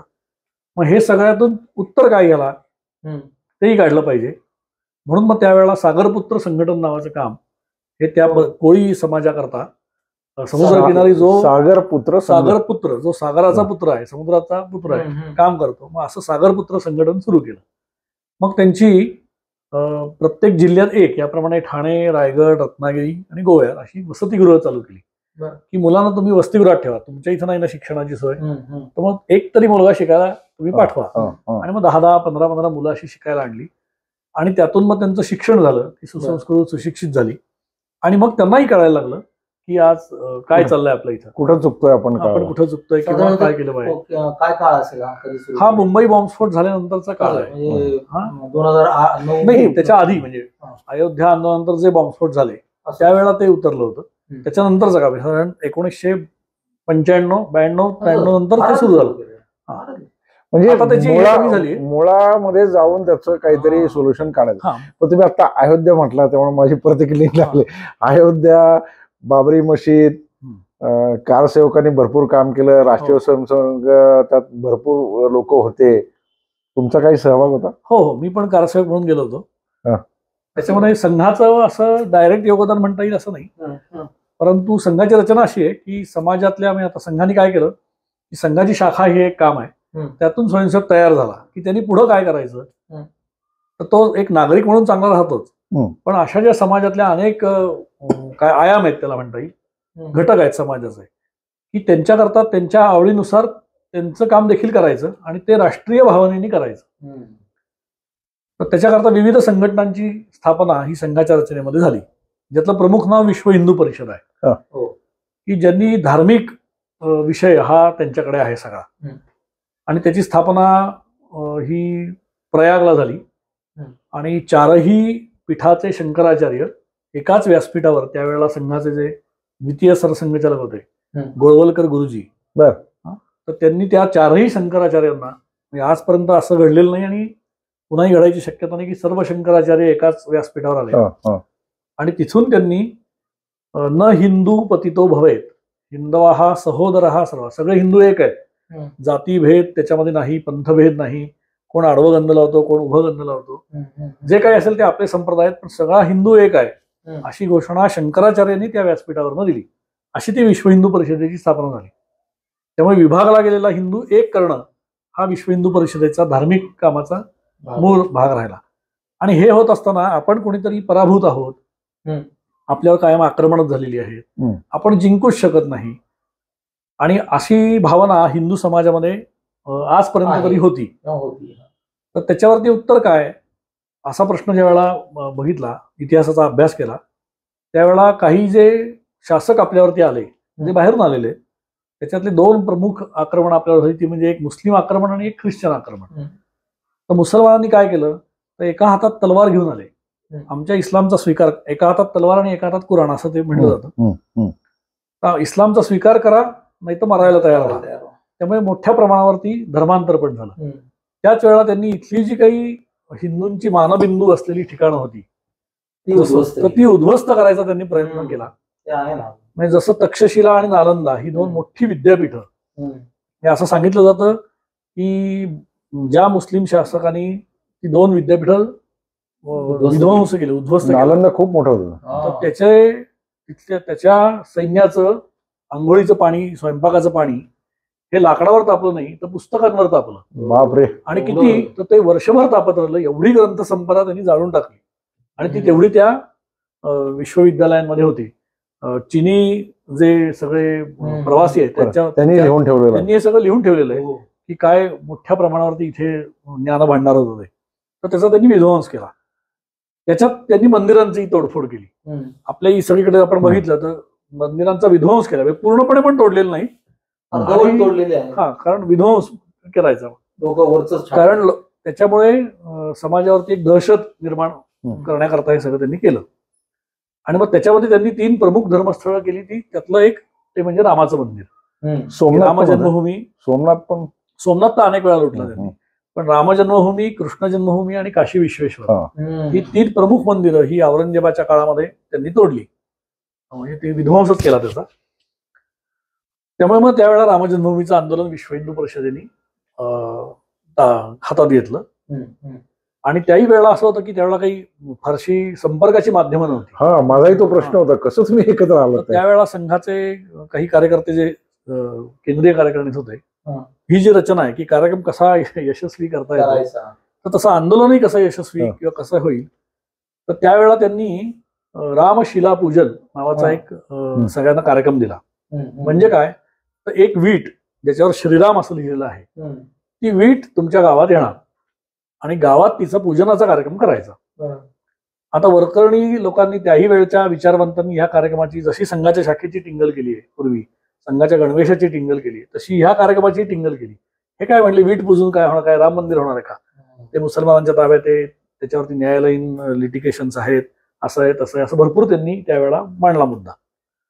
पण हे जे ज्यांनी जमिनीवर काम केलेलं आहे त्यांना समाजाची नस खऱ्या अर्थाने माहिती होती. संघाचे एक प्रचारक मोरोपंत पिंगळे हे सगळे या रचनेचे शिल्पकार आहेत, त्यांचं नाव कुठेही त्या रचनेत नाहीये. तर त्यांनी कार्यक्रम दिला की रामशिला पूजन, आणि तो रामशिला पूजनाचा कार्यक्रम सुरू झाला. आणि अक्षरशः भारतातल्या खेडोपाड्यांमध्ये प्रत्येक जिल्ह्याला, एक तालुक्याला एक वीट दिली जायची आणि ती वीट प्रत्येक गावात जायची. आणि मग गावात रामाची वीट यायची. कुठला राम, आपल्या गावात तर राम मंदिर आहेच की, मग हे कुठलं आहे. मग तिथला जो विश्व हिंदू परिषदेचा कार्यकर्ता असायचा तो समजावून सांगायचा की असं असं रामाचा जन्म झाला अयोध्येमध्ये, बाबरानी त्याचं मंदिर पाडून टाकलं, तिथं आज मशीद उभी आहे, तिथं बाबरी मशीद, तो राम आपला कैद्यात बंदिवासात पडलेला आहे, त्याच्या मुक्ततेकरता आपलं हे आंदोलन आहे. आणि मग कसा हिंदू समाजावर आक्रमण झालंय असा सगळा इतिहास त्या गावात सांगितला जायचा. आणि मग त्यामुळे जी जागृती झाली त्या निमित्ताने ती मोठ्या प्रमाणावर झाली आणि संपूर्ण देशाचा कार्यक्रम तो झाला. असा रामशिला पूजन आहे, रामज्योत पूजन आहे, असं करत करत. आणि हे सगळं का झालं तर 1986 साली मीनाक्षीपुरम गावामध्ये मोठ्या प्रमाणावर हिंदू समाज हा मुस्लिम समाजामध्ये धर्मांतर झाला. तो का झाला तर त्याचा काही अस्तित्वच नाही आपलं की आपण जगू शकतो हिंदू म्हणून, असं काही त्यांच्याकडे नव्हतंच. म्हणजे असं काही त्यांच्या मनामध्ये पण आलं नाही आणि त्यामुळे ते हिंदूंचे मुसलमान झाले.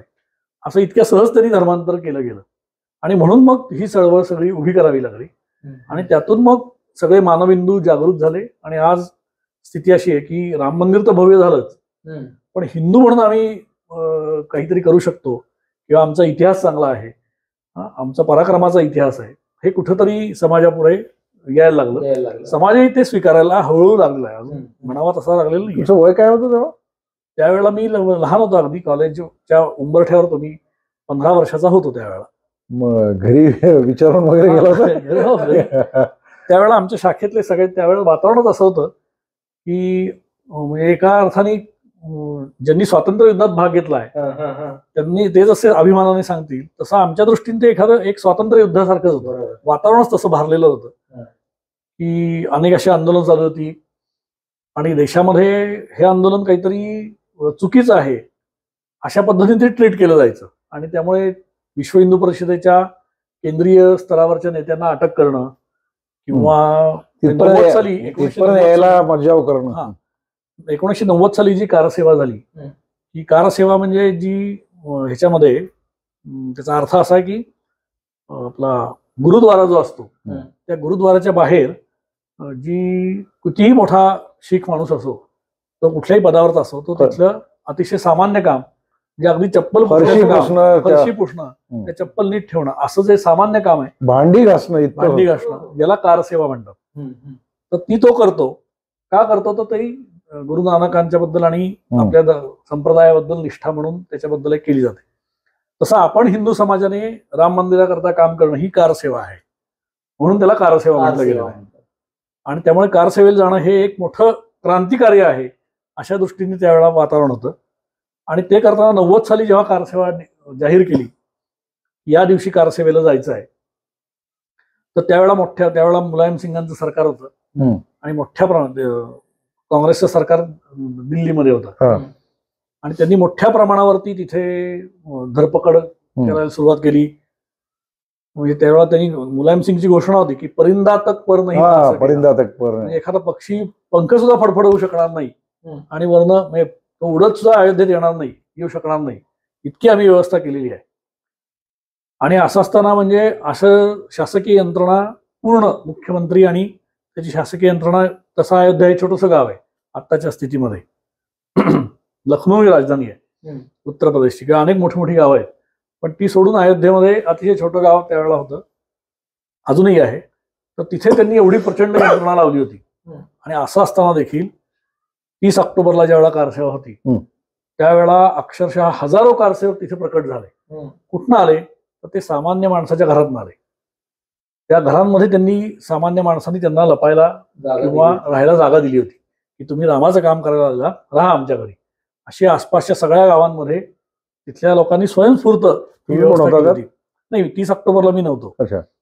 आणि मग त्यावेळेला अचानक सगळे प्रकट झाले आणि मात्र सरकारने त्यांच्यावर लाठीमार आणि गोळीबार देखील केला. गोळीबार केला, काही गेले ना त्यामध्ये. आणि 2 नोव्हेंबरला 30 ऑक्टोबरला कारसेवा झाली. आपल्या देशाचं दुर्दैव आहे की ज्यावेळी आपल्यावर अन्याय घडला आणि त्या अन्यायाविरुद्ध आवाज उठवण्यासाठी सुद्धा स्वतंत्र देशामध्ये आपल्याला पुन्हा गोळीबार सहन करावा लागला. आणि अनेक हुतात्मे त्यावेळेला शरयूलाल झाली असं त्यावेळेच्या लेखांचे अग्रलेखांचे मथळ आहेत. बंगालमधले कोठारी बंधू 2 भाऊ होते आणि ते 2 भाऊ त्या अयोध्या आणि फैजाबाद असं जो 2 भाग आहेत त्याच्यामध्ये शरयू वाहते, त्या पुलावरती असं इकडनं कारसेवक येत होते चालत. बरं, ते काही शस्त्र सज्ज वगैरे काही नव्हते, साधी सामान्य माणसं होती, त्यांच्याकडे काहीच नव्हतं. त्यांच्यावरती मुलायम सिंगनी गोळ्या चालवल्या आणि अग्रभागी हे दोघं होते, दोघंही भाऊ त्याच्यामध्ये कोठारी बंधू श्यामकुमार कोठारी आणि भरत कुमार कोठारी ते हुतात्मे झाले त्याच्यामध्ये. अशी अनेक कारसेवक गेले त्याच्यामध्ये. असं ते सगळं वातावरण त्यावेळेला झालं ते अंगावर काटा. आणि मग त्यानंतर 2 वर्षांनी पुन्हा कारसेवा जाहीर केली गेली. त्यावेळेला कल्याण सिंगांचं सरकार होतं अयोध्येमध्ये, हे उत्तर प्रदेशात. त्यावेळेला मी कारसेवेला गेलो होतो आणि त्यावेळेला मात्र मग सगळ्या हिंदू समाजाचा तो जो काही रेटा होता, लाखो लोक तिथं जमली होती आणि त्यांनी मिळून मग ती कारसेवा तिथं असं सांगितलं होतं की जायचं, आपण नमस्कार करायचा, ती वाळू शरीर स्नान करायचं, रामाकरता आलोय असं प्रतिज्ञा घ्यायची आणि राम मंदिर व्हावं याकरता आपण लढा द्यायचा. पण समाजाचा अंतस्थ भावना इतकी जागृत झाली होती की कसलंही काही नियोजन नसताना अचानकपणाने लोकांनी त्या ढाच्यावरती हल्लाच केला तिथं जमलेल्या सगळ्या समाजाने. आणि मग त्यातून त्याही वेळेला सगळ्या प्रकारचे लोक, त्यातही काही इंजिनियर होते आणि त्यातून तो ढाचा 5 तासात त्यांनी पूर्ण खाली केला. हत्यारही नव्हती, काही नव्हतं त्याच्यावर. म्हणजे तिथे जमवली म्हणजे कशी जमवली तर त्यावेळेला तिथं मुळात तो ढाचा होता, ती मशीद नव्हतीच, कारण तिथं कधीही नमाज पडला गेला नाही, कधीच नव्हता. आणि त्यामुळे ते मशीद नव्हतीच ती. आणि तिथं रामाची मूर्ती कायमस्वरूपी होती, रामलला विराजमान, छोटा रामाची मूर्ती आजही आहे, त्यावेळी पण होती, त्यावेळेला तीच मूर्ती आत्ताही आहे. तर ती रामलला विराजमान तिथं होतेच, त्यामुळे ती मंदिरच होतं खऱ्या अर्थाने. पण मुसलमानांच्या आक्रमणामुळे आणि दबावामुळे काँग्रेसचं जे मुस्लिम लांगुल चालन जे आहे की कायम त्यांच्या बाजूनी बोलायचं, त्याच्यात त्यांनी त्याला टाळं ठोकलेलं होतं. वास्तविक राजीव गांधी सरकारनी त्याच्या विरुद्ध कोर्टात जाऊन त्यांनीच खरं त्याचं कुलूप काढलेलं आहे. परंतु कुलूप उघडलं गेलं 84 साली ते, पण ते कोर्टाच्या निर्णयामुळे गेलं. कोर्टात काही साधू संत गेले होते, ते सरकारने त्याचा श्रेय घेण्याचा प्रयत्न केला, पण ते साधू संतांच्या दररोजची पूजा काहीतरी सुरू झाली. तर ते तिथे होते आणि त्यांच्या दर्शनाकरता जी आपल्या अशी बारी लावली जाते ना, अशी बारी लावली होती. त्याच्यात मोठमोठे ते पाईप लावून जी केली जाते, रांग, दर्शन रांग ज्याला म्हणतात. तर त्यावेळेला इतकी चेतना सगळ्यांच्या मनातली जागृत झाली होती की ते अक्षरशः हाताने ते बार तोडले, त्यांनी उखडले असे की ज्या सिमेंटच्या एवढ्या ठोकळ्यामध्ये ते जातात. पण ताकद इतकी लोकांच्या मनात, तो एक राग, एक द्वेष, चीड निर्माण झाली होती की त्यांनी तो सगळा हाताने उखडला आणि त्याच्या साह्याने त्यांनी तो ढाचा पाडला. नंतर मग काही टिकाव फावडी नंतर गोळा झाली, पण सुरुवात अशी झाली आणि सगळ्यांचा सहभाग त्याच्यामध्ये होता. असं ते अयोध्येचं आंदोलन आज एवढं भव्य राम मंदिर, आज त्याचं राम मंदिर झालं. त्याचा परिणाम असा झालाय की आज जगभरामध्ये आपण स्वाभिमानाने उभे आहोत, असा तो एक प्रयोग त्याच्यामध्ये झाला. या सगळ्यामध्ये स्त्रियांनी पण भाग घेतला होता. हो, मोठ्या प्रमाणावरती कारसेवेला आपण होते. हो, भरपूर मोठ्या प्रमाणावर महिलांचा सहभाग आहे. त्यांच्या पण शाखा असतात का? हा, संघाचं काम जसं चालतं तसं संघाच्या मग घरातल्या महिलांचंही काम चाललं पाहिजे, असं म्हणून मग त्यातल्या काही महिलांनी एकत्र येऊन संघात महिलांची शाखा सुरू झाली. त्याचं सगळं संपूर्णपणे स्वतंत्र काम चालतं. राष्ट्र सेविका समिती म्हणून वर्ध्याला ते काम पहिल्यांदा सुरू झालं. केळकर नावाच्या मावशी केळकर त्यांना म्हटलं जातं, लक्ष्मीबाई केळकर, त्यांनी ती सुरुवात केली आणि संघाच्याच पद्धतीने त्यांचंही देशभरामध्ये आणि जगामध्ये आज संघात समितीचं काम चालतं. जसं संघाचं काम आहे तसंच समितीचंही काम चालतं. त्याही या सगळ्या कामामध्ये पुढे असतात आणि काही प्रमाणावर ती त्या महिला सक्षम जी व्हायला पाहिजे, तर महिलांचं काम हे सगळं पूर्णपणे कुठल्याही पुरुषाच्या मदतीशिवाय सगळं कार्य हे महिलांचं स्वतंत्रपणाने त्या त्यांच्या बळावरती करतात. त्यांना स्वसंरक्षणाचं हे देतो तुम्ही? हो, महिलांचं स्वसंरक्षणाचे कार्यक्रम तिथं त्यांचे असतातच, त्यांच्या शाखांमध्ये ते दिले जातात. त्यामुळे समितीच्या शाखांमध्ये सगळ्या मुलींना देखील कुठल्याही प्रसंगाला तोंड द्यायला उभारण्याकरता प्रयत्न हे केले जातातच. साधारणतः किती % लोक साधारणतः स्वयंसेवक? काय अपेक्षा अशी आहे की 1% जरी हिंदू समाजातला हा संघात आला तरी सुद्धा समाजामध्ये चित्र बदलू शकेल. पण अशी काही परिस्थिती आता सुद्धा नाहीये. मी आमची संघाच्या दैनंदिन शाखांची उपस्थिती जर घेतली देशभरातली, मी घेतली जातेच ती दरवर्षी, तर ती साधारणपणे 8 लाखापर्यंत आहे. एक शेकडो कोटीचा आपल्या देशामध्ये काही लाख लोक संघामध्ये येतात, अशी स्थिती आहे. म्हणजे राष्ट्रीय भावना जागृत करण्यासाठी संघ निर्माण केलेला आपण असताना यामध्ये एवढी कमी उपस्थिती, मला वाटतं लोकांना कदाचित या गोष्टीची जाणीव नाहीये की आपण ही गोष्ट करायला पाहिजे. नाही, आपल्याकडे काय झालेलं आहे की एकंदरीत आपल्या देशामध्ये राष्ट्रभावनेचीच कमी केली गेली. दुसरं जे आक्रमण आपल्यावरती झालं इंग्रजांचं, तर त्यांनी काय केलं, त्यांनी इथल्या मानबिंदू जो होता त्याचा विध्वंस केला नाही, पण त्याची त्यांनी काय म्हणता येईल त्याचं डिग्रेडेशन केलं, की हा जो आहे ना मानहानी केली. म्हणजे त्याचं साधं उदाहरण असं आहे की आतापर्यंत वकील जो असतो कोर्टामधला तो जज असतो, तो वर बसतो आणि खाली काही जण बसतात आणि पुढे मग सगळं हे चालतं, कामकाज चालतं. त्याच्यावर तिथं काही शिपाई पण असतात आणि त्या शिपायांच्याही खाली एक पुकारदार असतो की तो हजीर हो असा पुकारा करतो, ज्याची सगळ्यात लो लेवल त्याच्यामध्ये आहे आणि उच्च लेवल ही न्यायाधीशाची आहे. तर तो न्यायाधीश, त्याचं कपडे हे सगळे इंग्रजांचे असायचे आणि जो पुकारा करणारा असायचा त्याचा वेश हा आपल्या भारतातला इंग्रजांविरुद्ध सर्वोच्च लढा ज्यांनी दिला ते म्हणजे महादजी शिंदे, की ज्यांनी इंग्रजांना जशाच तसं उत्तर दिलं, तुमची कवायती फौज तर आमची पण कवायती फौज. अशा महादजी शिंदेचा जो शिंदेशाही सरदार होता, त्या सरदाराचा जो वेश होता, ती पगडी, तर तो आमच्या दरबारात हुजरीगिरी करायला, पुकारा करायला उभा आहे, हे त्यांनी आपल्या मनावरती बिंबवलं. आता आम्ही कलकत्त्याला गेलो होतो, तर तिथे व्हिक्टोरिया मेमोरियल नावाचं मोठं ठिकाण आहे आणि आमचा टूर मॅनेजर आमच्या होता, त्यांनी आम्हाला ते व्हिक्टोरिया मेमोरियल दाखवलं. मी आग्रह धरला की तुम्ही सुभाषचंद्र बोसांचं घर दाखवा. त्यांना ते माहितीच नव्हतं. म्हणजे आपल्या देशामध्ये आपण गेल्यावर काय बघायचं हेही समाजाला माहित नाहीये. मग आम्ही जिथं राहतो तिथनं अगदी चालत 5व्या मिनिटाच्या अंतरावर सुभाषचंद्रांचं ते घर आहे, जिथून त्यांनी इंग्रजांच्या विरुद्ध आंदोलन केलं. ते जर्मनीला भेटायला गेले, शत्रूचा शत्रू तो आपला मित्र, म्हणजे असं करून त्यांनी ॲडॉल्फ हिटलरची मदत घेतली आणि देशातली आपली अंदमान निकोबार बेटं स्वतंत्र केली. असा सगळा इतिहास तिथं जिथनं घडला पहिलेही. तर ते ठिकाण आमच्या टूरमध्ये नव्हतंच. म्हणजे आपल्या समाजाचं एक छोटंसं चित्र तिथे दिसतं की तो टूर मॅनेजरला ते माहितीच नव्हतं की हे आपल्याला बघायचंय. पण व्हिक्टोरिया मेमोरियल मेट्रो बघायचंय. कोण होती तर राणी व्हिक्टोरिया ज्या वेळेला राज्यावर बसली, तर ती जेव्हा 60 वर्ष झाली तिला इंग्रजांच्या राज्यारोहणाची, तिच्या वडिलांच्या नंतर ती बसली, त्यानिमित्त इथं आपल्याच लोकांकडनं पैसे वसूल करून लॉर्ड कर्झननी, ज्यांनी बंगालची फाळणी केली, त्या लॉर्ड कर्झननी ते मेमोरियल उभं केलंय. इथं व्हिक्टोरियाचा 18 वर्षाचा असतानाचा फोटोचा पुतळा. मला वाटतं ती आलीच नाही तिथं, आणि ती आलीच नाही एकदाही भारतामध्ये. त्यानंतर त्या कर्झनचा देखील पुतळा तिथं आहे आणि तो सगळा बघायला, त्याच्याबरोबर फोटो काढायला हजारो लोक तिथे जातात. त्या बाहेर त्या व्हिक्टोरिया राणीचा 60व्या वर्षी, ती त्यावेळेला 78 वर्षाची असेल, त्याचा देखील 78व्या वर्षाचा देखील पुतळा केलेला आहे. पण ही परिस्थिती बदलते बरं का. मोदींनी आता सुरुवात केलेली आहे. नाही, याच्यामध्ये बदल असा झालाय की राष्ट्रीय विचार ज्या वेळेला माणूस घेऊन जातो आणि सर्वोच्च पदावरती बसतो, त्यावेळेला मोदींनी त्याच्यात इंटरफिअर करून त्याच व्हिक्टोरिया मेमोरियलमध्ये त्याच्या पहिल्या मजल्यावरती समग्र क्रांतिकारकांचे जीवनचरित्र मांडणारी एक मोठी प्रदर्शनी आज तिथे भरवलेली आहे. त्यामुळे आपला देश, आपली भाषा, आपला देश, आपली संस्कृती याचा स्वाभिमान निर्माण करण्याचं काम जे संघाचं आहे ते कुठेतरी फलद्रूप होताना आज दिसतंय. आज 75 वर्षांनंतर ते दिसतंय. थोडस हे महत्वाचं आहे. ईश्वरजी, आज म्हणजे एवढा वेळ जी आपली मुलाखत चालली, खरं म्हणजे खूप एक मला आणखीन महत्वाचं सांगायचं की हे मी जसं केलंय हे काही फार मोठं केलंय असं नाहीये.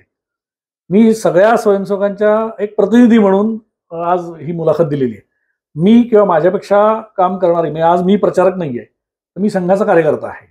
संघाचा प्रचारक जो असतो तो ह्याच्यापेक्षा मोठं काम करतो. जसं मी मोरोपंत पिंगळ्यांचं नाव घेतलं, तसे आज देशभरामध्ये 250-300 प्रचारक हे आयुष्य झोकून देऊन काम करणारे आहेत, की जे उच्च विद्याविभूषित आहे. कोणी एमटेक झालं, जसं जगामध्ये संघाचं काम चालतं ते सगळं कोऑर्डिनेट करणारा सौमित्र गोखले नावाचा संघाचा प्रचारक आहे, जो एमटेक झालेला आहे कॅनडाच्या एका विद्यापीठातनं, संगीत विशारद आहे. पण ते सगळं कुठलंही लौकिक जीवन, नोकरी न स्वीकारता तरी संघाला पूर्ण वेळ काम करायचं ठरवून आज गेली 30-35 वर्ष ते संघाचं पूर्ण वेळ काम करत आहेत. मला ह्याच्यात एक प्रश्न अजून आहे की ही जी मंडळी आहेत ते काही कालावधीनंतर ते वृद्ध होतील, त्यांची काहीतरी सोय म्हणजे संघाने असा काही विचार केलाय का? हो, अशा सगळ्या कार्यकर्त्यांनी ज्यावेळेला त्यांचं शरीर थकतं त्यावेळेला त्यांची व्यवस्था करायला संघाचे कार्यकर्ते असतात.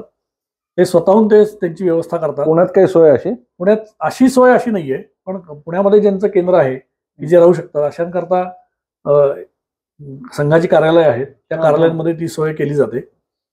प्रामुख्याने पुण्यात कौशिक आश्रम ही जी एक जागा आहे मित्रमंडळ कॉलनीमध्ये, तिथं ती व्यवस्था केली जायची. आता तो जुना एक बंगला होता, तो संघाला असंच एका संघाच्याच कार्यकर्त्यांनी देऊन टाकला होता, म्हणजे बक्षीस पत्र करून त्यांनी दिला होता. पण तिथं काही मूलभूत सुविधा नव्हत्या, की अशा व्यक्तींना काही वेळा व्हीलचेअरवरचा उपयोग करावा लागतो किंवा लिफ्ट पाहिजे, तिथे वरच्या मजल्यावर जाता येत नाही. मग आता ते सगळं कार्यालय आत्ता पाडलेलं आहे आणि नवीन ते बांधलं जात आहे, की अशा सगळ्या जे काही ज्येष्ठ प्रचारक आहेत किंवा कार्यकर्ते आहेत अशांकरता तिथं शांतपणाने निवासाची त्यांना त्यांचं वार्धक्यानंतरचा जो काय हे आहे, उत्तर आयुष्य त्यांचं नीट जावं याची देखील व्यवस्था संघाने केलेली आहे. दीनानाथ मंगेशकर पाशी काय नाही, दीनानाथ नाही, मंगेशकर त्याच्या जवळ एक असं काहीतरी सेवा भवन का काहीतरी, सेवा भवन जे केलेलं आहे, तर ते प्रामुख्याने पुण्यामध्ये अनेक उपचार घेण्याकरता अनेक जण येतात. आणि मोठमोठी हॉस्पिटल्स आता पुण्यात आहेत, ग्रामीण भागातनं विशेषतः लोक येतात आणि इथे त्यांची राहायची सोय कुठेही नसते, दीर्घकाळ उपचार काही वेळा करावे लागतात. तर असेच एक कार्यकर्ते होते, खेड तालुका जो आहे आपला, त्या खेड तालुक्यातले एक स्वयंसेवक, त्यांची इथे पुण्यामध्ये दीनानाथ मंगेशकर जवळ मोठा 5,000 स्क्वेअर फूटचा प्लॉट होता, तो त्यांनी संघाला द्यावा आणि संघाने याच्यावरती काहीतरी समाजोपयोगी काम करावं असं सांगितलं आणि ते बक्षीसपत्र करून त्यांनी राष्ट्रीय स्वयंसेवक संघ जनकल्याण समिती, जी सेवा विषयात काम करते समाजाकरता उपयोगी गोष्टींमध्ये, तर त्यांच्याकडे तो प्लॉट दिला. मग त्यांनी समाजातनं निधी उभा केला आणि त्यातून सेवा भवन नावाची 12 मजली बिल्डिंग ही मोठी उभी आहे. असा जो उपचार घ्यायला रुग्ण आलेला आहे त्याच्याबरोबर जो माणूस येतो त्याची निवासाची व्यवस्था तिथं अतिशय अल्प दरामध्ये 300 रुपयामध्ये त्याचं 2 वेळेचं जेवण, न्याहारी, चहा आणि निवास असा तिथं त्याची केलेली व्यवस्था. तर असं सेवा भवन तिथे आणि अन्य काही तिथे आणखीन उपक्रम समाजोपयोगी चालतात, तर ते देखील तिथे चालतात. असं एक सेवा भवन उभं केलेलं आहे.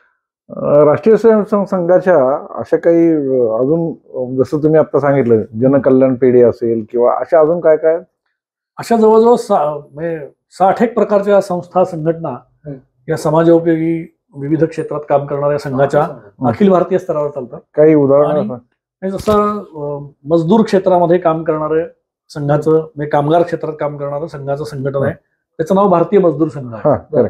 आता पूर्वी मजदूर संघटना होत्याच, मग ह्यातही राष्ट्रीय दृष्टिकोन पाहिजे. म्हणजे कामगारांची संघटना असेल तर ती हमारी मांगे पुरी करो वरना कुर्सी खाली करो अशी घोषणा द्यायची. भारतीय मजदूर संघाने याच्यात काय वेगळं केलं तर काम का लेंगे पूरा दाम, देश के लिए करेंगे काम, काम का लेंगे पूरा दाम अशी घोषणा केली. पॉझिटिव्ह अप्रोच आणि देशाप्रती निष्ठा असा सगळ्या जिथं आपण काम करतोय ते सुद्धा हे झालं पाहिजे. म्हणजे माझ्या मागण्या मिळवताना ते पूर्णच करायचं, माझ्या मागण्या मिळवताना ते उद्ध्वस्त नाही झालं पाहिजे. अशी भावना घेऊन देशात सर्व प्रकारचं काम चालतं. भटके विमुक्त समाजाकरता भटके विमुक्त विकास प्रतिष्ठान नावानी संघाचं काम, वनवासी कल्याण, वनवासी कल्याण आश्रमाचं देखील काम चालतं, जो आदिवासी विशेषतः आहे. तर आदिवासी आपण सगळेच आहोत, त्याच्यात नावात देखील बदल, जो जंगलात राहतो तो वनवासी, वनात राहणारा वनवासी आहे. तर त्यांच्यात देखील त्यांची वसतिगृह चालवली जातात. म्हणजे पारधी समाजा, जो भटके विमुक्त समाज आहे की ज्याची कुठं सरकार दरबारी नोंद नाहीये, ज्याला जागा नाहीये राहायला, जो कायम भटकतो, भटकाच समाज आहे की ज्याचा व्यवसायच तसा आहे. म्हणजे धनगर समाज आहे की जो मेंढपाळ आहे, तो मेंढ्या घेऊन गावोगाव फिरत असतो, त्यातनं तो उत्पन्न कमवत असतो. पण अशांमध्ये समस्या निर्माण झाल्या, त्यांना जागा नाही, उत्पन्न नाही, शिक्षण नाही. मग अशांचं तिथे पुनर्वसनाचे प्रकल्प हे मोठ्या प्रमाणात संघाने. मला काय वाटतं याचा प्रचार थोडासा नाही, याच्यामध्ये एक मोठं हे आहे की संघ म्हणजे फक्त मुसलमान विरोधी अशी प्रतिमा आज माध्यमांनी उभी केलेली आहे. दिसत नाही. तर तसं नसून मुळात संघाचं काम हे आपल्या समाजाच्या वैभवाकडे, म्हणजे आपल्या देशाला वैभवाकडे नेण्याकरता आहे. इथला मुसलमान देखील चांगला व्हायला पाहिजे, त्यांनी राष्ट्रीय विचार केला पाहिजे. याकरता राष्ट्रीय मुस्लिम विचार मंचाची देखील स्थापना संघाने केलेली आहे की तुमच्या निष्ठा ह्या इथल्या देशाशी ठेवा. अगदी बरोबर. आणि त्यांच्यामध्ये सुद्धा शिक्षण वाढावं, त्यांच्यामध्ये देखील सुशिक्षितता वाढावी, याकरता देखील संघाचं एक संस्था काम करते. इथपर्यंत आता संघाचं काम पुढे गेलेलं आहे. त्यामुळे संघ हा कोणाच्या विरोधी नसून तो म्हणजे अँटी मुस्लिम नसून तो प्रो हिंदू आहे, असं संघाचं काम आहे. देशभावना जागृत करणं एवढंच महत्वाचं काम आहे. आणि त्यातून ह्या सगळी सेवा कार्य, सुमारे 1.5 लाख अशा प्रकारची सेवा कार्य ही संपूर्ण देशभरात चालतात. की जिथे जिथे गरज आहे तिथे तिथे अशा प्रकारचं सेवा कार्य आपण करतो. आपल्या पुण्याच्या आसपास देखील खूप ठिकाणी चालतं. म्हणजे एक छोटंसं सांगतो की तोरणा आणि राजगड हे जे किल्ले आहेत तर त्या किल्ल्यांच्या खाली परिसरामध्ये अतिशय दुर्गम भाग आहे आणि तिथे मानवी वस्ती आहे, गावाच्या गावा आहेत, पण तिथे जाताना त्यांना तिथे कुठलीही मूलभूत सुविधा नाही. आणि म्हणून अशा मुलांना एक शाळा सुरू केली. तिथं एक वसतिगृह संघानी शाळा खाली आहेत. त्याच्या या किल्ल्यांच्या पायथ्याला तोरणा राजगड समाजोन्नती न्यास नावाने तो ट्रस्ट आहे आणि तिथं ते काम चालतं. आपल्या पुणे जिल्ह्यातले सगळे जे संघाचे कार्यकर्ते आहेत त्यांनी मिळून तो सुरू केला आणि 60-70 मुलं तिथे राहतात आणि शिक्षण घेतात, शिक्षण घेऊन नोकऱ्या करतात आणि तेच आता तिथनं कमवलेला पैसा पुन्हा त्यातला काही भाग हे त्याच वसतिगृह करता देतात. आणि वसतिगृह आता हे पूर्वी अगदी झोपडीत किंवा साध्या कौलारूतनं आज 3 मजली बिल्डिंग त्याची झालेली आहे. माझ्या जुन्या आठवणी जागृत झाल्या. मी MSCBत काम करत होतो, मी आता रिटायर आहे. तिथल्या MSCBच्या इंजिनियर सोसायटीवरती मी होतो आणि आम्ही एक सामाजिक बांधिलकी एक फंड तयार केला होता. त्या तिथं तोरणा बेल्ला तिथं आम्ही गेलो होतो आणि तिथल्या शाळेसाठी एक वर्ग बांधून देण्यासाठी आम्ही एक काही आमची आर्थिक मदत केली होती. मला आज ते खूप प्रकर्षानं जाणवलं. म्हणजे बरं वाटलं की आपण चांगल्या कामासाठी इतक्या वर्षानंतर तुम्ही तिथं चांगलं काम करताय हे म्हणजे माझ्या संघटनेलाही सांगायला हरकत नाही की आपण चांगल्या ठिकाणी देणगी दिली. विश्वजी, आपण आज इथं आलात म्हणजे खरं म्हणजे त्यांचं मुलाखत द्यायची इच्छा नव्हती, कारण की त्यांचं म्हणणं आहे की मी हे निस्वार्थीपणे काम करतोय, मला हे काही कुठं जाऊन सांगावंसं वाटत नाही. पण मला त्यांना सांगायला लागलं की हे काही गोष्टी समाजासमोर येण्यासाठी म्हणून तुम्ही या आणि म्हणून ते आज इथं आले आणि त्यांनी बरीच माहिती आपल्याला दिली. आणि मला वाटतं श्रोत्यांना काही शंका असतील किंवा काही RSS बद्दलचे काही मूलभूत प्रश्न असतील तर ते कळले असतील. तुम्ही आम्हाला याच्यावरती कॉमेंट्सही टाका, ज्या काय असतील त्या आम्ही यांच्यापर्यंतही पोहोचू द्या. आणि एक आपला उद्देश आहे की समाजात म्हणजे राष्ट्रप्रथम हे जे तुमचं म्हणणं आहे तर त्यासाठी आपल्याला कसे प्रयत्न करता येतील यासाठी आपण हा पॉडकास्ट केला असं म्हणू आपण. हरकत नाही. आणि एकच शेवटचं सांगतो की आमचे जे सध्याचे सरसंघचालक आहेत परमपूजनीय मोहनजी भागवत, त्यांनी सांगितलं की तुम्हाला संघावर काही आक्षेप असू शकतात किंवा काही म्हणणं असू शकेल, काही कार्यपद्धतीत बदल करायचा असेल किंवा काही करायचं असेल किंवा काही अपेक्षा असतील तर त्या तुम्ही संघात या, म्हणजे तुम्हाला संघ समजेल. वाचून लोकांनी सांगून असा काही संघ कधी समजत नाही. तर तुम्ही प्रत्यक्ष कामात सहभागी घ्या, कुणीही घेऊ शकतं, सर्वांनी त्याच्यात सहभाग घ्यावा. तो सहभाग घ्या म्हणजे मग तुम्हाला संघही कळेल आणि ज्या काही समस्या आहेत त्याचं निराकरण पण होईल.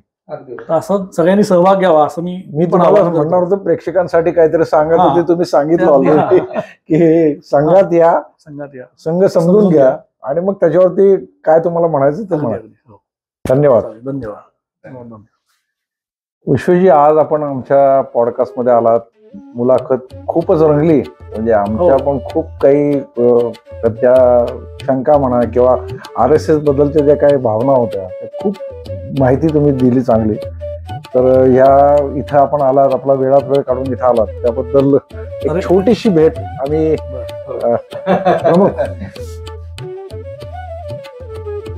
कृपया त्याचा स्वीकार करा.